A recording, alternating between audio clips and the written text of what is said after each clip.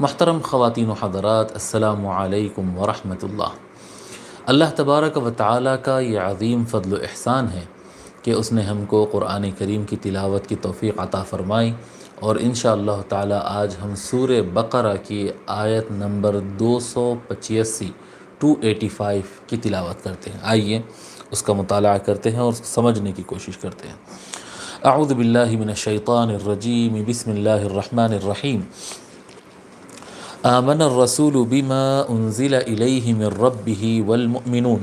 کل آمن باللہ وملائکتہ وکتبہ ورسلہ لا نفرق بین احد من رسلہ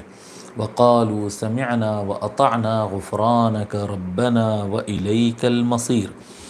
اللہ تبارک و تعالیٰ کا حکم ہے، اللہ تبارک و تعالیٰ فرماتا ہے آمن الرسول، آمن آمنا ایمان لایا، کسی پر یقین کیا، ایمان لایا۔ آمن الرسول، رسول نے ایمان لایا ہے۔ اللہ کے رسول صلی اللہ علیہ وآلہ وسلم کی طرف اشارہ ہے کہ ہمارے آقا سیدنا محمد الرسول اللہ صلی اللہ علیہ وآلہ وسلم نے ایمان لایا ہے۔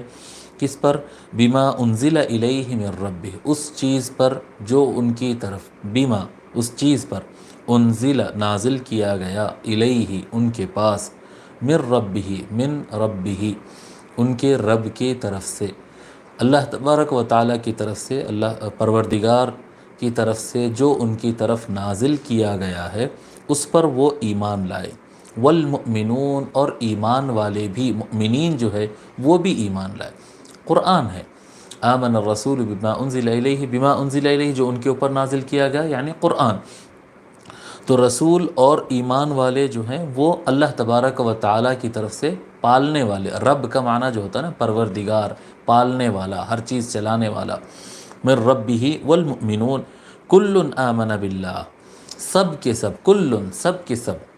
اب سب کے سب میں مراد کون ہے؟ سارے مؤمنین اور رسول حضور اکرم صلی اللہ علیہ وآلہ وسلم اور سارے مؤمنین ایمان لائے۔ کل آمن، سب کے سب ایمان لائے، سب کے سب مانے، ٹھیک ہے۔ آمن باللہ، اللہ سے، اللہ پر، کل آمن باللہ ان میں کہ سب رسول اور مؤمنین سب کے سب ایمان لائے اللہ پر۔ وملائکتہ، اور اس کے فرشتوں پر، اور اس کے فرشتوں پر۔ وملائکتہ، ملائکۃ جمع ہے، ملک واحد ہے اس کا۔ ملک اگر لام کو زیر سے پڑھیں گے تو بادشاہ مطلب ہوتا ہے، اور ملک اگر پڑھیں گے لام کو زبر سے تو اس کا مطلب فرشتہ ہوتا ہے۔ ملکن، ٹھیک ہے، ملکن، اس کی جمع ہوگی ملائکتن۔ کل آمن باللہ وملائکتہ، سب کے سب ایمان لائے اللہ پر اور اس کے فرشتوں پر۔ وکتبہ، اور اس کے کتابوں پر۔ کتب جو آسمان سے نازل کیے گئے یعنی اللہ تبارک و تعالیٰ کی طرف سے نازل کیے گئے کتب پر، قرآن پر اور تورات پر اور انجیل پر اور زبور پر اور صحائف ابراہیمیہ پر وغیرہ وغیرہ، سارے جتنے کتابیں اللہ تبارک و تعالیٰ نے منزل فرمایا ہے وہ سارے کتابوں پر وہ لوگ ایمان لائے۔ کل آمن باللہ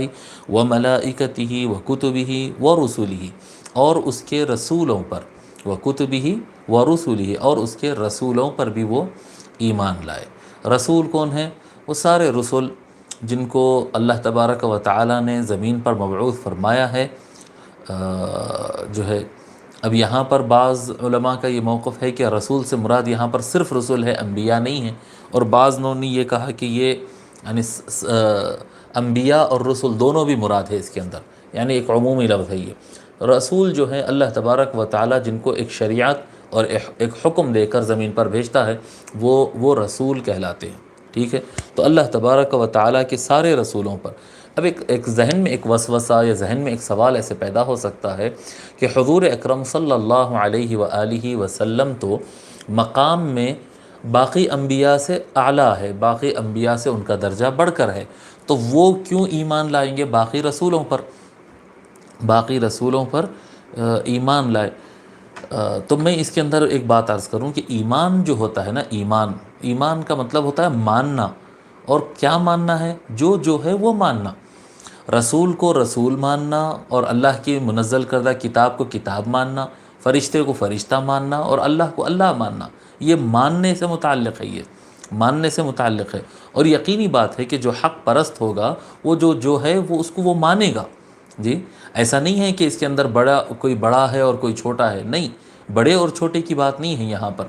سارے انبیاء ایک دوسرے کی نبوت کو مانتے ہیں، اور سارے انبیاء فرشتوں کے فرشتہ ہونے کو مانتے ہیں۔ حال آنکہ انبیاء علیہم السلام، بیشتر علماء کے موقف کے مطابق انبیاء علیہم السلام کا درجہ فرشتوں سے اونچا ہوتا ہے، فرشتوں سے اونچا ہوتا ہے، لیکن سارے انبیاء علیہم السلام فرشتوں کو ان کے درجے کے مطابق ان کو فرشتہ مانتے ہیں، فرشتہ مانتے ہیں۔ اب یہ اللہ پر ایمان تو بات معقول، فرشتوں پر ایمان کیوں ہے؟ فرشتوں پر ایمان اس لیے ہے، حضرت بحر العلوم رحمۃ اللہ علیہ لکھتے ہیں کہ کیونکہ احکام الہی ان کے توسط سے بندوں تک پہنچتے ہیں، یعنی انبیاء تک پہنچتے ہیں، فرشتوں کے بغیر تو نہیں پہنچتا نا، فرشتوں کے ذریعے کیا کہتے ہیں، بندوں تک احکام الہی پہنچتے۔ وکتبہ، اور کتابوں پر ایمان لاتے، کیونکہ ان میں احکام الہی ہے، یعنی سب معاملہ صرف اللہ تعالیٰ سے ہے، اللہ کو ماننا ہے، اللہ کے فرشتوں کو ماننا ہے کیونکہ وہ اللہ کے حکم ان کے ذریعے آتا ہے، وکتبہ، اور ان کی کتابوں پر ماننا ہے کیونکہ اللہ کا حکم اس کتاب کے اندر رہتا ہے، ورسلہ،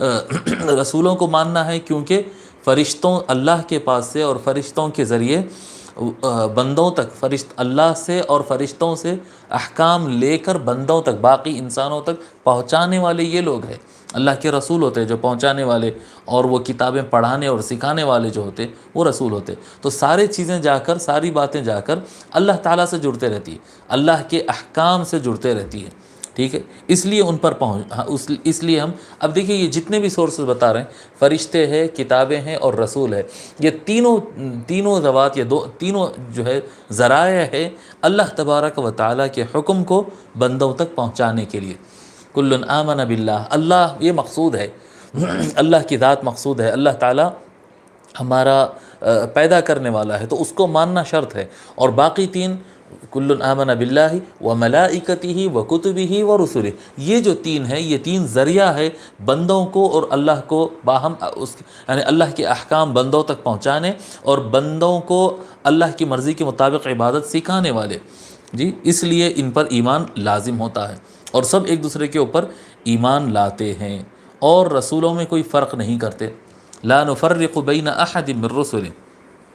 لا نفرق بین احد من رسلہ، ایمان والے کہتے ہیں کہ ہم رسولوں کے درمیان فرق نہیں کرتے،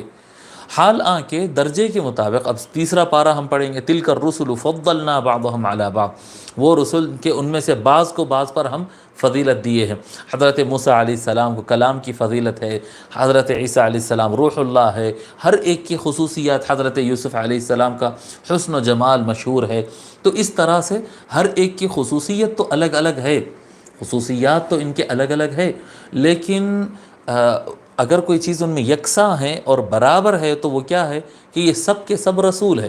یہ سب کے سب نبی ہے۔ تو نبوت میں سارے انبیاء کامن ہے، پھر رسولوں میں جو ہے سارے رسالت کے اعتبار سے یہ لوگ درجہ رسالت میں، جیسے کہ انسانوں میں کوئی انسان اعلیٰ ہوتا اور کوئی انسان کمتر ہوتا ہے، علم کے اعتبار سے، روحانیت کے اعتبار سے، تقوی کے اعتبار سے اوپر نیچے یہ ہوتے رہتے ہیں، ان کے درجات اونچے نیچے ہوتے، لیکن انسان ہونے کے اعتبار سے سب کا درجہ ایک ہے، ویسا رسول ہونے کے اعتبار سے ان کا سب کا درجہ ایک ہے۔ لا نفرق بین احد من رسلہ، لا نفرق، ہم تفریق نہیں کرتے، بین احد، ان میں سے کسی کے درمیان، من رسلہ، ان کے رسولوں میں سے، اس کے رسولوں میں سے، اللہ کے رسولوں میں سے کسی میں ہم فرق نہیں کرتے۔ یعنی کوئی آدمی کہے کہ ہم تو محمدی ہے، ہم تو حضور صلی اللہ علیہ وآلہ وسلم کے ماننے والے ہیں، اور حضور صلی اللہ علیہ وآلہ وسلم کی ذات مبارکہ جامع شخصیت ہے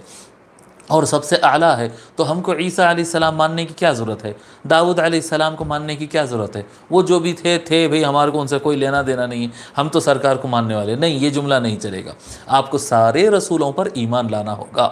جی، تفصیل میں جانے کی ضرورت نہیں ہے، ان کی کتابوں میں کیا تھا، ان کی عمریں کیا تھی، ان کا کام کیا تھا، یہ تفصیل میں جانے کی آپ کو ضرورت نہیں ہے، لیکن جب قرآن میں ان کا نام آ گیا ہے، یہ سرکار صلی اللہ علیہ وآلہ وسلم کے صحیح احادیث شریفہ میں ان کا نام آ چکا ہے اور کہہ دیا گیا کہ یہ اللہ کے رسول ہیں، یہ اللہ کے نبی ہے، جب یہ بات سامنے آ گئی تو بس آپ کو ایمان لانا ہی ہے اور ماننا ہی ہے۔ ماننا ہی ہے۔ یہ انبیاء علیہم السلام کا درجہ جو ہے وہ من حیث النبوہ، رسول اور ہونے کے اعتبار سے اور نبی ہونے کے اعتبار سے ایک درجے میں ہے، اور کوئی انسان یعنی جیسا کہ عیسائی لوگ، حضرت عیسیٰ علیہ السلام کے زمانے میں جو لوگ اسلام قبول کیے تھے وہ اپنے سے پہلے حضرت موسیٰ، حضرت داؤد، حضرت سلیمان، حضرت یحییٰ، زکریا، وہ سارے رسولوں کو حضرت عیسیٰ علیہ السلام سے پہلے جو آئے ان سب کو وہ مانتے تھے، تبھی وہ مسلم تھے۔ اسی طرح سے ہر نبی جو آئے ان کی امت ان سے پہلے والے انبیاء کو مانتی تھی، تبھی وہ مومن کہلاتی۔ اور حضور صلی اللہ علیہ وآلہ وسلم کی امت کیونکہ آخر الامم ہے کہ آپ کے بعد کوئی امت نہیں ہے، تو حضور صلی اللہ علیہ وسلم کی امت پر لازم ہے کہ وہ اپنے سے پہلے آنے والی ساری کتابیں اور سارے رسولوں پر ایمان رکھے، یہ لازمی حصہ ہے۔ ٹھیک ہے، چونکہ ایک مبحث اور حضرت بحر العلوم رحمۃ اللہ علیہ فرماتے ہیں، کہتے ہیں کہ چونکہ پیغمبر غلطی سے معصوم ہیں اس واسطے ان کا انکار کفر ہے۔ پیغمبروں کا جو معاملہ ہے، رسولوں کا اور انبیاء کا جو مسئلہ ہے کہ یہ معصوم ہوتے ہیں، اور معصوم کس سے کہتے ہیں؟ معصوم کا ایک معنی، کئی تشریحات ہے اس کے۔ معصوم کا ایک معنی یہ ہے کہ جس سے غلطی ممکن نہیں، جس سے غلطی نہیں ہوتی، جس سے غلطی نہیں ہو سکتی ہے۔ اللہ تبارک و تعالیٰ نے ان کے اندر غلطی کرنے والا مادہ نہیں رکھا، اپنے کرم سے، اپنے عطا سے جو ہے، تو ان سے غلطی نہیں ہوتی، وہ معصوم ہے۔ تو جو بھی ان کے پاس سے ہم کو ملا ہے وہ اس پر ایمان لانا لازمی ہے۔ اب یہ جو معصوم کی بحث ہے، انبیاء کی عصمت کی بات کر رہا ہوں میں، انبیاء کے معصوم ہونے کا جو مبحث ہے، یہ جو مضمون ہے، یہ مضمون کچھ اس طرح سے ہے کہ اس میں دو اقوال ہے۔ ایک یہ کہ انبیاء علیہم السلام کی ہر حرکت، ہر لفظ اور ان کی زندگی کا ہر کام وہ 100% معصوم ہے، اور ان سے کسی قسم کی کوئی غلطی، بھول چوک وغیرہ ہو ہی نہیں سکتی، یہ ایک قول ہے۔ اور دوسرا ایک قول ہے، وہ یہ ہے کہ انبیاء علیہم السلام سے تبلیغ رسالت میں، یعنی اللہ تبارک و تعالیٰ سے پیغام لینا اور بندوں تک اس پیغام کو صحیح ڈھنگ سے، قول سے، اپنی زبان سے، اپنے عمل سے اور تفہیم سے اور ایکسپلینیشن سے اور ٹیچنگ سے، جتنے ذرائع ہو سکتے ہیں، جیسا بھی ہو سکتا ہے، اس کے ذریعے مکمل دین پہنچا دینا، دین اللہ سے لینا اور اللہ سے لے کر بندوں تک پہنچانے میں ان سے کوئی غلطی نہیں ہوتی، اس مسئلے میں وہ معصوم ہے۔ ایک موقف یہ بھی ہے، یعنی اور یہ ان کا یہ موقف ہے اس طرح سے بتانے والوں کا کہ نارمل لائف میں، کھانے میں، پینے میں، یا کیا کہتے ہیں، کبھی غصے میں آنے میں اور کبھی کچھ کرنے میں، ریگولر لائف کے جو ایکشنز ہوتے ہیں اس کے اندر ان سے غلطیاں ہو سکتی ہیں، ان کے فیصلوں میں غلطی ہو سکتی ہے۔ تبھی تو اللہ تبارک و تعالیٰ ان کے گناہ کو معاف کرنے کی بات، ان کی مغفرت کرنے کی بات، ان کی توبہ قبول کرنے کی بات، جی اس طرح سے یعنی اللہ تبارک و تعالیٰ قرآن کریم میں جگہ جگہ انبیاء سے متعلق فرمایا۔ لہذا معنی یہ ہے کہ ان سے غلطی ان کی نارمل لائف میں ہو سکتی ہے،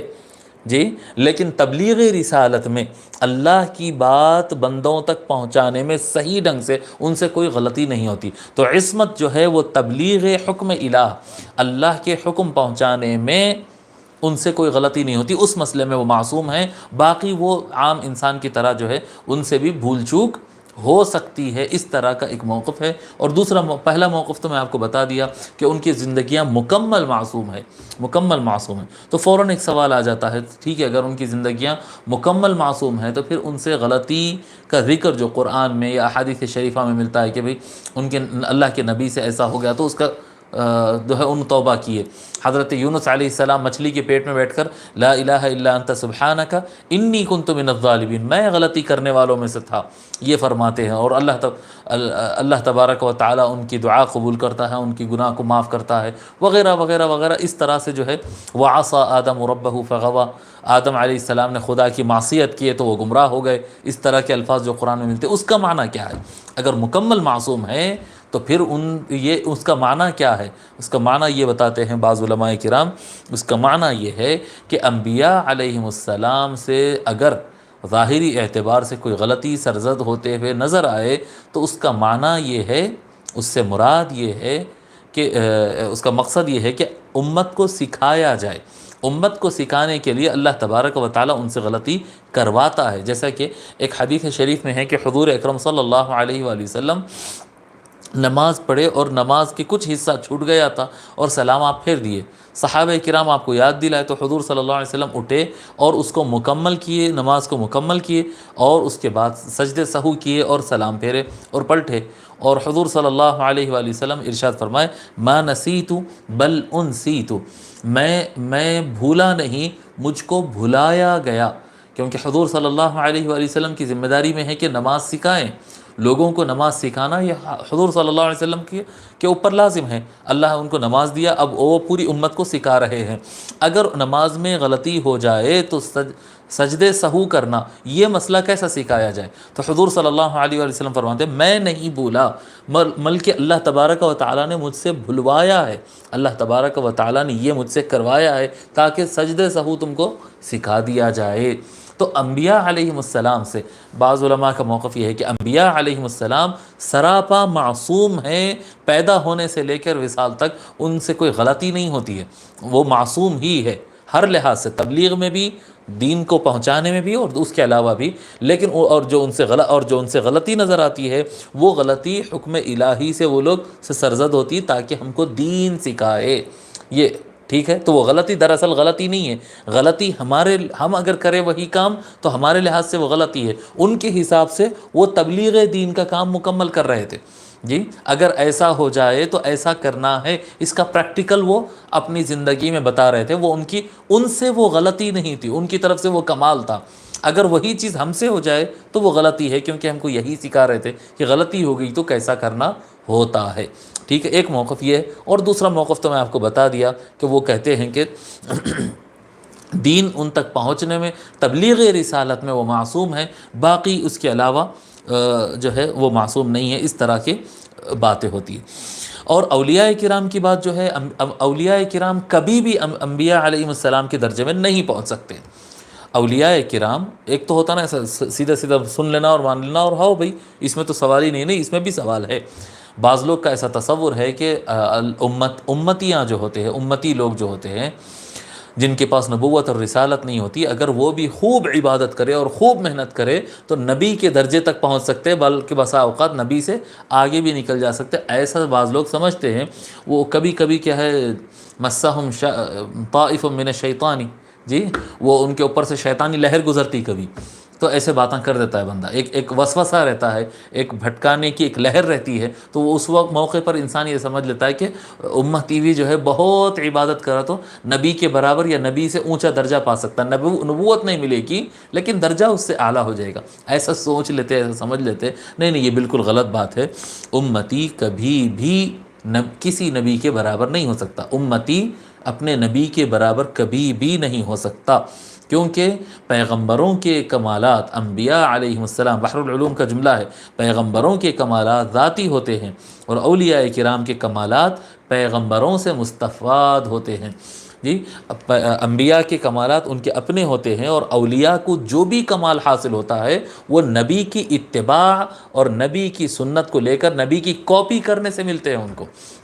اور یہ ایک قاعدہ ہے کہ جب کبھی کوئی اچھا عمل کرتا ہے کسی کو دیکھ کر، کسی سے سن کر، سیکھ کر، تو جب کبھی یہ اچھا عمل کرے گا تو اس کا ثواب اس کو برابر ملے گا اور اتنا ہی ثواب بتانے والے کو ملے گا۔ اور انبیاء علیہ السلام ساری امت کو سکھانے والے، جی کوئی بھی امتی کتنی بھی عبادت کر لے، اگر وہ 10 لاکھ کروڑ اگر وہ ثواب کماتا ہے تو وہ 10 لاکھ کروڑ ثواب نبی کے کھاتے میں بھی جاتے ہیں۔ اللہ اکبر، پوری امت جو عمل کر رہی ہے اتنا ثواب ان کے کھاتے میں جاتا ہے، تو تصور ہی نہیں ہے یہاں پر، ممکن ہی نہیں ہے، کیونکہ اس کے اپنے کمالات، اس کے اپنے عبادات، اس کے اپنے جو کچھ ہے وہ اس کا ذاتی نہیں ہے، وہ انبیاء سے لیا ہے۔ صلو کما رأیتمونی اصلی، ہم میں سے آقا صلی اللہ علیہ وآلہ وسلم فرماتے تم نماز اس طرح سے پڑھو جس طرح سے مجھے پڑھتے ہوئے تم نے دیکھا ہے، جیسے مجھے دیکھ رہے ہو میری کاپی کر لو۔ اب پوری زمین پر جو بھی انسان نماز پڑھ رہا ہے وہ حضور صلی اللہ علیہ وآلہ وسلم کی کاپی کر رہا ہے، تو کتنا بھی آپ کر لیں ان سے آگے بڑھنے کا کوئی تصور نہیں ہو سکتا، ٹھیک ہے۔ بہرحال اللہ تبارک و تعالیٰ فرماتا ہے لا نفرق بین احد من رسلہ وقالوا سمعنا، اور انہوں نے کہا ہم نے احکام الہی کو سنا، کون کہہ رہے ہیں؟ ایمان والے۔ لا نفرق بین احد من رسلہ، ہم اس کے رسولوں میں کسی میں تفرقہ نہیں کرتے، تبلیغ رسالت میں سب برابر ہے، سب اللہ کے رسول ہے۔ وقالوا سمعنا، اور انہوں نے کہا کہ سمعنا، ہم نے اللہ کے احکام کو سنا ہے۔ اب بات اللہ کے احکام کی ہو رہی ہے، وقالوا سمعنا، ہم نے احکام الہی کو سنا۔ جی 3 سورسز بتائے نا جن پر ایمان لانا ہے، فرشتے ہیں، کتابیں ہیں اور رسول ہے، اور یہ تینوں کے تین کا کام کیا ہے؟ اللہ کا حکم بندوں تک پہنچانا ہے۔ تو اب بندے ان پر ایمان لائے، اور کیا کہتے ہیں بندے مومن؟ وقالوا سمعنا، اور انہوں نے کہا سمعنا، ہم سب سنے۔